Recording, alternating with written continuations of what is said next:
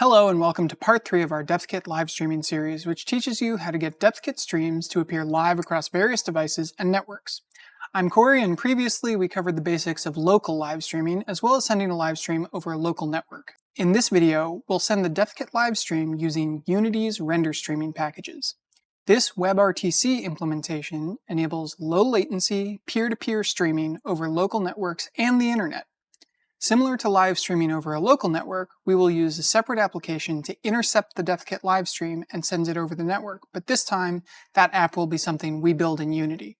A really exciting advantage of this workflow is that it uses Depthkit's Unity WebRTC player, which supports many more platforms like iOS and Android. This enables you to render your Depthkit live streams directly on iOS devices and Android-powered headsets. In this example, we'll be demonstrating this by rendering on a Meta Quest Pro. Unlike in the earlier tutorials, we'll need to create two separate projects in Unity for this workflow. A sender project, which will run on the Depthkit PC to send the live stream out, and a receiver project, which will receive and render the live stream on the receiving device. For this workflow, you'll need Depthkit running on a PC with sensors and other hardware as configured in the local live streaming tutorial. You'll also need Unity, and if you're building to a platform other than Windows, you'll also need to add that platform's module, which can be added in Unity Hub. We also need the Depthkit expansion packages for both Unity projects. These are available for download on the Depthkit website. Additionally, we need the supplementary Depthkit Unity render streaming support scripts. Details and descriptions of these scripts are available in our documentation. As currently provided, these scripts will facilitate a connection between one sender and one receiver, so sending between multiple senders or receivers will require modification to the code. Separately from your Depthkit PC, you'll need a device to receive and render the Depthkit stream. We're using a Quest Pro, but you can use a PC or Mac computer or an iOS or Android device. Finally, you'll need a signaling server to establish the connection between your livestream sender and receiver. You can download a local signaling server app directly from Unity's website and run it on a computer on your local network, but only devices on your local network will be able to connect to it. Alternatively, you can set up a remote server, which is outside the scope of this tutorial, but see our documentation for recommendations. First, we need to set up Depthkit as we did in the local live streaming tutorial. Here I've loaded a Depthkit project with a studio calibration, and we're already live streaming as indicated by this live stream indicator. In Depthkit's preferences, be sure to set your resolution constraints to resolution that's compatible with WebRTC streams. In this case, I'm using the resolution 2048 by 2048, and that's because we're going to the Meta Quest. You can see our documentation for recommendations for specific platforms. Once you're live streaming, take note of your live stream metadata, which will appear in your exports folder by default. We're going to need that in a little bit. Next, we need to run a signaling server. If you run a local signaling server like this one, be sure to take note of the IP address that makes this available to devices on your local network. If you're running a remote signaling server like this one that we're running on Amazon EC2, be sure to take note of the public IP address for that signaling server. Next, we need to make our sender Unity project on the Depthkit PC. I'm going to create a new project in a supported version of Unity using the built-in render pipeline 3D template.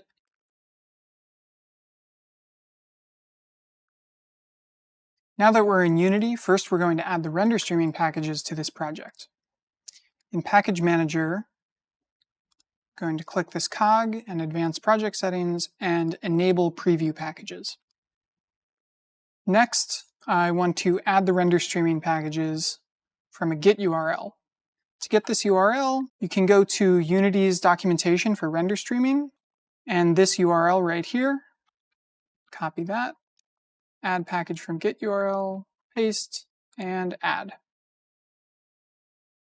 If it prompts you to update the input system, you can click yes. And you can now see that Unity's render streaming packages are installed. Make sure that you have the latest version installed. Next, for only the sender project, we need to add Kajiro's registry. Then add the Depthkit packages as shown in previous videos.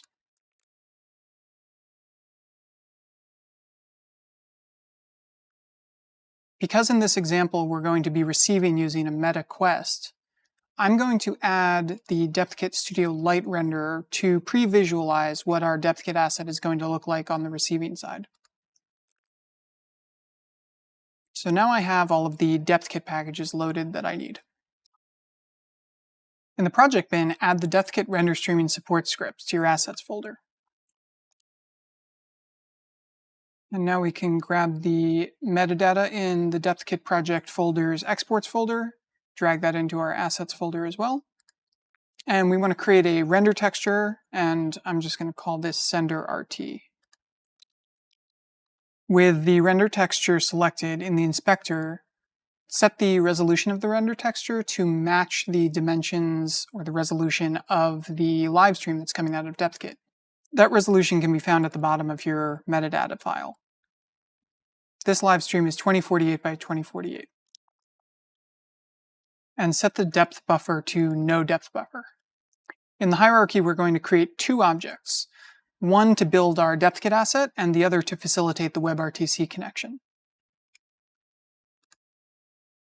So like before the Depthkit object, we will add a Depthkit clip component, change the player to live stream, and link our metadata, and disable the poster in advanced settings, and make sure that the spout receiver component is set to the proper live stream. Something that we haven't done in other tutorials so far is to specify a target texture for the spout component. So we'll set that to our sender render texture. And now we just need to add a look. And again, I'm going to end up rendering this on a meta quest, so I'm going to use the Depthkit Studio Lite built-in look. This is only for previs purposes, so you can use the Studio look as well, but this light renderer will give us a better approximation of what this is going to look like on the receiver. And you can see it's already rendering our scene in the viewport here. You can adjust the reconstruction settings in the mesh source component, but these settings will not be carried through to the receiver. We'll set these settings properly in the receiver project later, but if you want to get an idea of how it's going to look, you can set these appropriately. If you're using the standard Studio renderer, be sure to set your bounding box here appropriately and set your surface buffer as well, as that bounding box will be carried through to your receiver. Now that the Depthkit object is set up, we'll set up the sender WebRTC component. So I'm going to create an empty object and call it sender. And the components that I'm going to add are render streaming, single connection, the video stream sender, the audio stream sender, simple connection, the Depthkit metadata channel, and bitrate override. Now let's configure all of these components. In render streaming, change the signaling type to WebSocket signaling, and in the signaling URL, enter the IP address of your signaling server. If it's running on the same computer, you can use this localhost address. If it's running remotely, enter the IP address of the signaling server.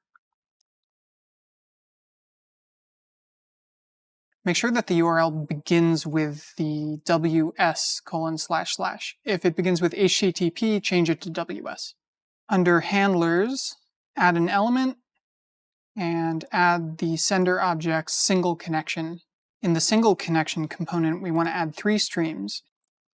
First, the video stream sender, then the audio stream sender, and then the Depthkit metadata channel. Next, in the video stream sender component, we're going to change this video source type to texture. Before we do that, we need to set the resolution. Because of a bug in this current version of the render streaming packages, we actually need to switch to camera to set the resolution. I'm setting this to 2048 by 2048 to match the live stream resolution. And again, that is a resolution that works very well on the Meta Quest. And once that resolution is set, I'm going to switch this back to texture. Now, even though the resolution is hidden in the background, it's still honoring those resolution settings. This should be fixed with a future version of the render streaming packages. Under Texture, select the sender render texture. Video codec will leave at default, frame rate will leave at 30, and we can ignore these bitrate settings. You'll see in a second we have an override for those. If you want to send live audio from the sender PC to the remote receiver device, you'll need to use a microphone or other audio input device connected to the sender PC. The Azure Connect microphone arrays are not supported, so be sure to pick a compatible audio source. Under Microphone Device Index, select the index of the microphone you would like to use. If you don't know which index corresponds to which audio device on your computer, there is a handy script that we will provide in our documentation. I'm going to pull that script into the project and just create a temporary object called microphone list and attach this script to this object. I'm going to temporarily disable my Depthkit and my sender object. And if I hit play, look at the console, I can see that device 0 is my integrated USB audio interface. So we'll use the device index 0 for my audio source. Re-enable these, and it's already set to 0. The audio codec will leave set to default, and the bitrate you can customize these settings. I'm going to enter 64 as a minimum and 256 as a maximum. Under the simple connection component, I'm going to select this sender object's render streaming component here, and this sender object's single connection component in this single connection field. Connection ID is kind of like a room name for your WebRTC connection. It can be whatever you'd like. I'm going to use Depthkit. Just be sure to enter the same connection ID in both the sender and the receiver. In the metadata channel component, be sure to check the local box. This label, similar to the connection ID, can be whatever you'd like it to be. I'm going to choose DK meta. Just be sure that this label matches the label on the receiver side. In the clip field, link it to the Depthkit objects clip. And finally, in the video sender bitrate override component, link the sender to this object's video stream sender component. And here you can specify a bitrate that is appropriate for your connection and the device that's receiving the live stream. I'm just going to select between 15 and 20 megabits per second, and this number is in kilobits per second. So 15 megs would be 15,000 and 20 megs would be 20,000. Since Depthkit only publishes at 30 frames per second, we can add the frame rate limiter script from earlier to improve performance. Just going to create an empty object, call it frame rate limiter, and attach my frame rate limiter script to it. And now you can see when I hit play, we are getting a frame rate of about 30 frames per second. So to confirm that this is working and reaching your signaling server, go over to the console and hit play. And you should see some messages in the console confirming that it has made a connection to that server. If you've successfully connected, you can move on to creating the Unity project for the receiver. This part of the setup is going to depend on what platform you're using to receive and render the stream. If you'll be receiving the live stream on a different PC, it's easiest to set up your receiver Unity project there. If you're receiving on a Mac or an iOS device, create your Unity project on a Mac. If you're creating a build for an Android device, you can set up a new Unity project on the same computer as Depthkit, or you can use a different computer if you prefer. Be sure that the Unity project you create for the receiver has your device's platform support installed. Here I have a Unity project that's set up to build to Android, and it has the Oculus XR plugin packages already installed, so that's all set up to build to Quest. You can follow your device's developer documentation to configure Unity appropriately. As we did in the Sender Unity project, we want to enable preview packages. You can see I've already done that here to enable this version of the Oculus XR plugin, but you'll need it as well for the render streaming packages. And we can add those render streaming packages just like we did with the Sender project by adding the Git URL and clicking Add.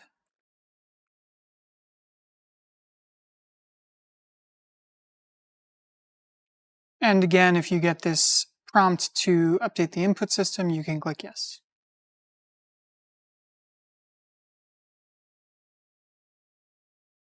Now the Unity render streaming packages are in our project. Next, I'm going to add the Depthkit packages, starting with Core, then Depthkit Studio. And since we're building to the Quest platform, I'm going to add the Depthkit Studio Lite renderer, which performs best on Quest. So these are the only Depthkit packages that we need. Unlike the Sender project, the Receiver project does not need the Kajiro Clackspout plugin, nor does it need the Depthkit Live package. In the project bin, I'm going to add the render streaming support scripts. And like the Sender project, we're going to create a render texture to receive this stream. I'm going to call this Receiver RT. And just like the Sender, let's specify the resolution of 2048 by 2048, or whichever resolution your Depthkit livestream is, and also select no depth buffer. Like the Sender side, we're going to create two objects in the hierarchy, one to assemble our Depthkit object and the other to facilitate the connection. First, let's start with the Receiver object. I'm going to create an empty object and call it Receiver. And to it, I'm going to add simple connection, render streaming, single connection, the video stream receiver, the audio stream receiver, and the Depthkit metadata channel. And we'll configure these in a bit, but next let's build the Depthkit object. I'm going to create an empty object, call it Depthkit. Add our Depthkit clip component. And to set this up properly, I'm going to need to attach a metadata file, but later we'll change it so that this object uses the metadata from the Sender side. So I'm just going to bring in a temporary metadata file and link it to this Depthkit object. Before adding the look component, I'm just going to switch this to this newly available WebRTC player and also disable the poster. In the WebRTC player component, select the receiver's video stream receiver. And now we can add our Depthkit Studio look component. Again, because I'm building to the Quest platform, I'm going to use the Depthkit Studio Lite built-in look. Now we can configure the receiver components. Under Simple Connection, select this receiver object's render streaming component. And for the single connection field, select this object's single connection component. The connection ID should be the same that you had set in the Sender. In the render streaming component, change the signaling type to WebSocket signaling. And here, we want to use the IP address of your signaling server and make sure that it begins with the WS instead of HTTP.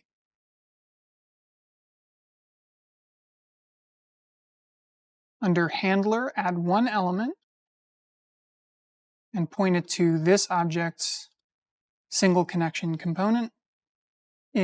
Under the single connection component, we want to add 3 streams, one for the video stream receiver, one for the audio stream receiver, and one for the metadata channel.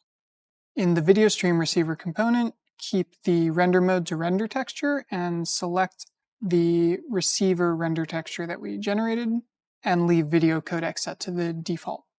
Under the audio stream receiver, select the Depthkit object as the audio target, and leave the audio codec set to default as well. In the metadata channel component, we're going to temporarily enable local metadata while we configure the clip, and then we're going to later uncheck it so that it pulls in the metadata from the sender. All right, with all of that set up, hit play and see if your live stream comes through. You can also check the console to confirm that the connection is established.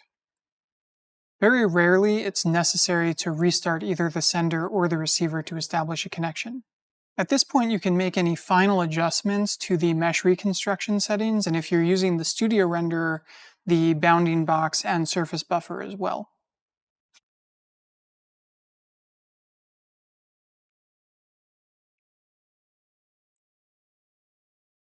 So once I have the mesh reconstruction settings where I want them, before I exit play mode, I'm just going to copy the component, exit play mode, and then paste these as values, which will preserve the settings that I just adjusted.